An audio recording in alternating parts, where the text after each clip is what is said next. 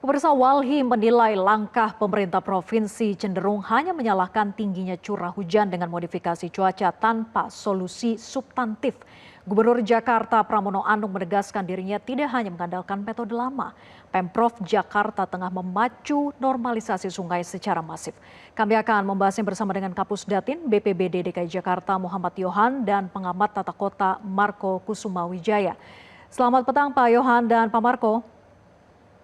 Selamat Selamat petang. sore, Hera. Baik, terima kasih sudah bergabung. Saya ke Pak Yohan dulu. Pak Yohan, banjir ini mengepung Jakarta sejak pagi hingga sore. Update data terbaru, ada berapa titik genangan banjir dan bagaimana upaya penanganan yang sudah dilakukan? Baik, data terakhir tadi pukul 5 sore ya, ini ada 125 RT yang tergenang dan masih ada 17 ruas jalan yang tergenang ya di Jakarta. Dan langkah penanganannya tentunya sudah dilakukan ya, dari Dinas Sumber Daya Air, rekan-rekan itu sudah mengerahkan pompa, mobilisasi pompa ya. Namun demikian untuk mobilisasi pompa itu juga kita masih melihat ketinggian air dengan saluran ya. Jadi itu memang harus ada teknik-teknik tertentu karena tidak bisa serta-merta langsung dipompa ya, harus dilihat kondisinya seperti apa gitu. Jangan sampai pemompaan malah membuat backwash ya, jadi mesinnya rusak gitu. Itu salah satunya. Kemudian bukan hanya dari Dinas Sumber Daya Air di titik tertentu yang memang dibutuhkan, rekan-rekan dari Diskul Karmat juga sudah bergerak ya, tidak untuk menangani kebakaran tapi untuk membantu pemompaan apabila dibutuhkan. Sudah standby, namun sampai dengan saat ini memang baru posisinya standby karena pompa-pompanya masih cukup memadai. Kemudian untuk warga ini tercatat ada 9 titik pengungsian ya untuk sementara ini. Ada 9 titik pengungsian sudah dibantu evakuasi oleh BPBD, oleh Satpol PP, Diskul Camat juga punya perahu karet ya yang dibutuhkan. Kemudian pada saat kejadian bencana seperti ini tentunya kita punya kekuatan yang namanya SK Gubernur terkait dengan Lurah sebagai manajer bencana. Jadi koordinasi untuk penanganan bisa lebih cepat, Lurah bisa dihubungi dan menghubungi BPBD maupun instansi lain seperti misalnya Dinas Sosial yang nanti memang ada di pos pengungsian menyiapkan segalanya untuk para pengungsi, termasuk juga BPBD ya, ini bisa langsung berkoordinasi dengan pimpinan wilayah di masing-masing kelurahan ya. Jadi langkah-langkah penanganan seperti itu. Kemudian juga saat ini saya masih berada di Halim ya. Ini sudah ada sekitar 9 penerbangan ya. Dari BPBD sendiri ada 3 penerbangan. Di kesempatan ini juga saya mengucapkan terima kasih atas dukungan pemerintah pusat melalui BNPB. Karena pada hari ini BNPB menambah lagi pesawatnya untuk perkuatan operasi OMC ya. Jadi awalnya BNPB itu memperkuat operasi modifikasi cuaca dengan 2 pesawat. Nah, untuk hari ini ada tambahan 4 pesawat ya untuk membantu penerbangan sehingga sampai dengan saat ini masih terus berlangsung. Dalam catatan saya ini sudah ada 9 penerbangan ya dan ini belum selesai sampai nanti pukul 10 malam. Dan hasil dari penerbangan ini memang sudah berhasil memecah awan-awan yang memang berpotensi menambah beban hujan di daratan ya, karena nanti akan mengakibatkan kalau tidak dipecah awannya ini akan mengakibatkan luapan-luapan berikutnya yang akan mempersulit Ya, jadi total ada 9 penerbangan ya hari ini untuk modifikasi cuaca, jauh lebih banyak ketimbang hari-hari sebelumnya. Karena kemarin kalau saya tidak salah 3 kali penerbangan begitu ya. Saya kemudian ke Pak Marco. Pak Marco, bicara soal solusi jangka panjang. Kalau tadi kan yang dibahas modifikasi cuaca adalah solusi yang sifatnya mitigasi darurat gitu ya, jangka pendek. Nah, dengan kondisi daerah aliran sungai yang menyempit dan endapan sedimen yang tentunya ini mengakibatkan pendangkalan di Jakarta. Apa sebetulnya Pak langkah serius yang harus diambil oleh Pemprov ini? Pertama saya kira ya, kejadian banjir Jakarta ini kan harusnya mengingatkan kita tentang banjir-banjir yang serupa di Sumatera, di sepanjang Pantura Jawa dan seterusnya.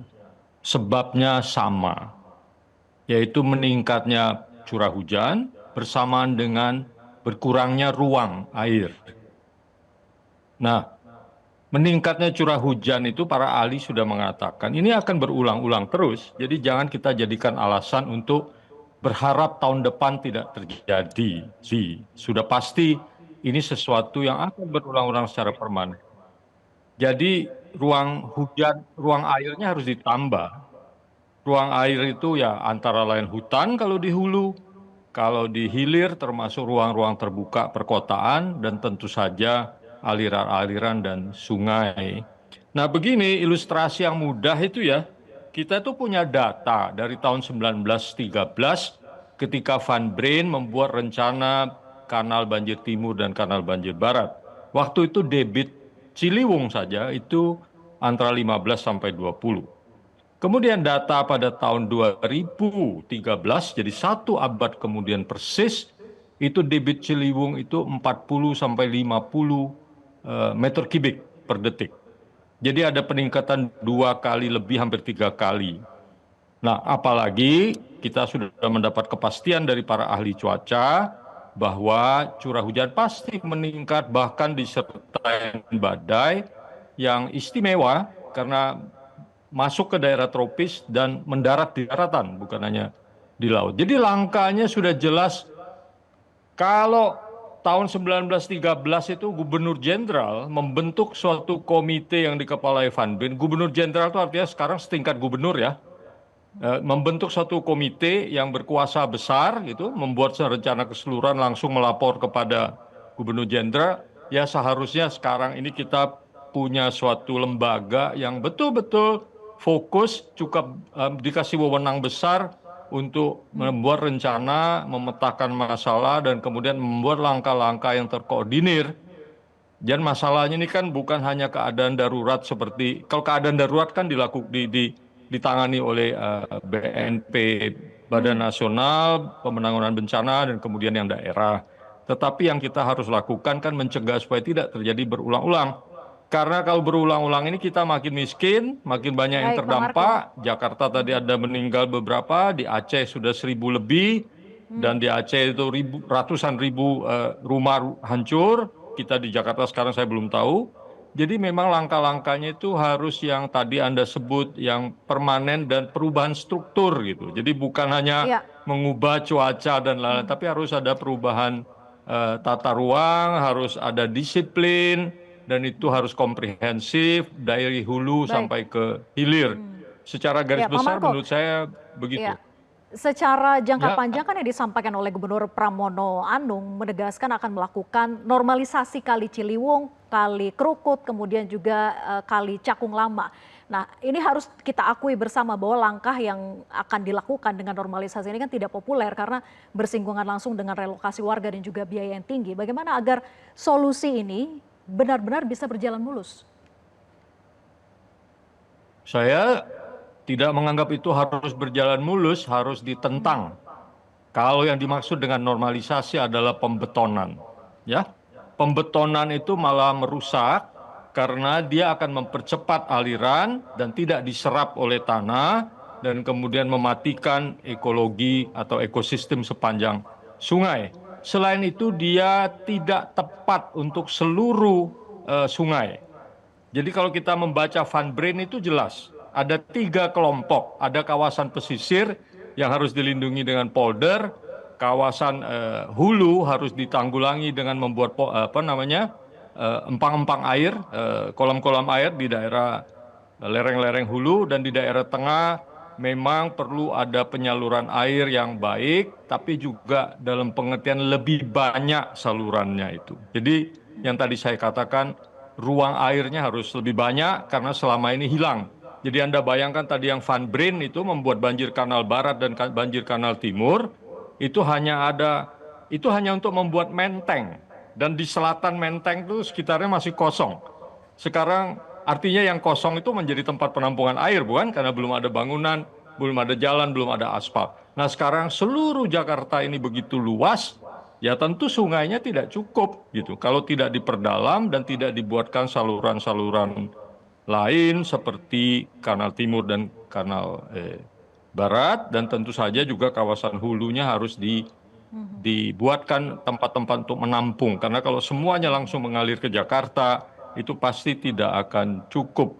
Atau kecuali kalau Anda mau memindahkan jutaan penduduk, dan saya Baik. rasa itu tidak realistis. Jadi bukan hanya soal memperbaiki sungai, dan memperbaiki sungainya juga menurut saya jangan dengan normalisasi ya, tapi dengan justru memperlambat aliran air di kawasan tertentu dengan embung, dan kemudian menyerapkan air itu juga ke tepi-tepinya. Kemudian tebing-tebing sungai itu dilindungi dengan tanaman-tanaman dan yang dapat menahan tanah.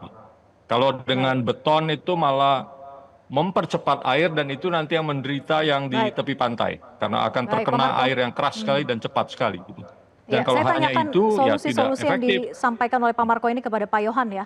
Pak Yohan, silakan untuk menanggapi Pak terkait dengan solusi jangka panjang yang tadi disampaikan oleh Pak Marco. Artinya bukan hanya normalisasi saja tadi yang dikatakan, ada juga menyiapkan embung-embung dan sebagainya. Baik, karena kapasitas saya di solusi jangka pendek seperti yang disampaikan oleh Pak Marco ya, Pak Marco paham betul bahwa yang dilakukan BPBD dan BNPB ini lebih kepada penanganan cepat ya. Kalau untuk segi tata ruang, mungkin Metro harusnya mengundang yang lebih berkompeten ini untuk berdampingan dengan senior saya, Pak Marco ya. Jadi meskipun latar belakang saya BPBD itu tanggap darurat ya Pak ya. betul ya, meskipun Kalau sudah saya kejadian baru aktif kan, menolong orang namanya juga. betul Pak, iya. Jadi karena kebetulan saya juga juniornya Pak Marco ya, sama-sama perencana kota, dan senior-senior saya pun kalau di latar tata kota itu cenderung memang pendapatnya sama Pak Marco ya, langkah-langkahnya. Jadi di literasi-literasi di perkuliahan juga sama gitu. Jadi saya tidak bisa dikapasitas untuk menanggapi gitu. Tapi untuk penanganan tentunya juga ada yang namanya mitigasi ya. Untuk mitigasi ini kita sudah sampaikan melalui berbagai kanal ya, termasuk melalui media sosial.